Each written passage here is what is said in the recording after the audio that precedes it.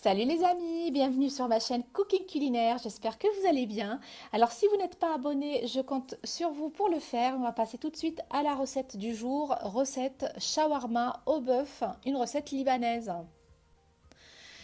Pour les ingrédients, on a besoin d'huile vierge, du bœuf très tendre, là j'ai choisi 3 tranches de rump steak, 2 cuillères à soupe de citron, 2 cuillères à soupe de vinaigre, une bonne cuillère à soupe de fromage blanc, des épices, donc un tout petit peu de cumin, 2 graines de cardamome, un petit peu de noix de muscade,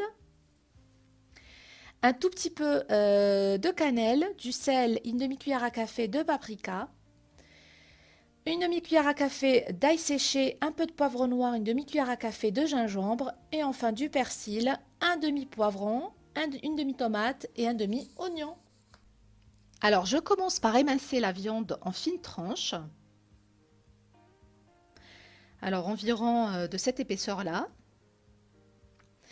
Et je la dépose ensuite dans un récipient. Je vais faire la même chose avec l'oignon que je vais émincer finement. Et je vais le déposer sur la viande. Et ensuite, je vais découper le poivron et la tomate, donc très finement, petits morceaux. Le poivron, bien sûr, on peut choisir une autre couleur de poivron, du poivron vert par exemple. Donc je mets tout ça dans le récipient avec la viande et je termine par le persil que je vais ciseler très finement. J'ajoute donc au mélange 2 cuillères à soupe d'huile vierge, le citron et le vinaigre, ensuite les épices, donc sel, cannelle, paprika, poivre noir, de l'ail séché et du gingembre. Ensuite, j'ajoute le cumin et les 2 graines de cardamome ainsi que la noix de muscade. Alors pour la cardamome, si vous l'avez déjà moulu, c'est mieux. Donc de préférence moulu. Moi, à défaut, j'ai mis 2 graines. Et ensuite, je termine par donc le fromage blanc et je mélange donc ma viande avec tous les ingrédients. Et je vais filmer donc le récipient avec du film transparent pour le laisser reposer.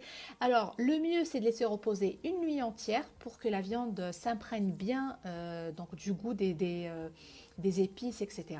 Après à défaut vous pouvez laisser 2 à 3 heures au frigo. Voilà.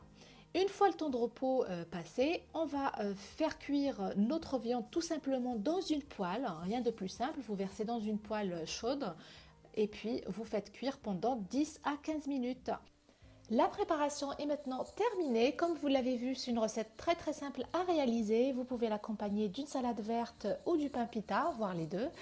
Et puis voilà, il ne me reste plus qu'à vous dire à très bientôt sur ma chaîne et n'oubliez pas de vous abonner, commenter et liker. À très bientôt.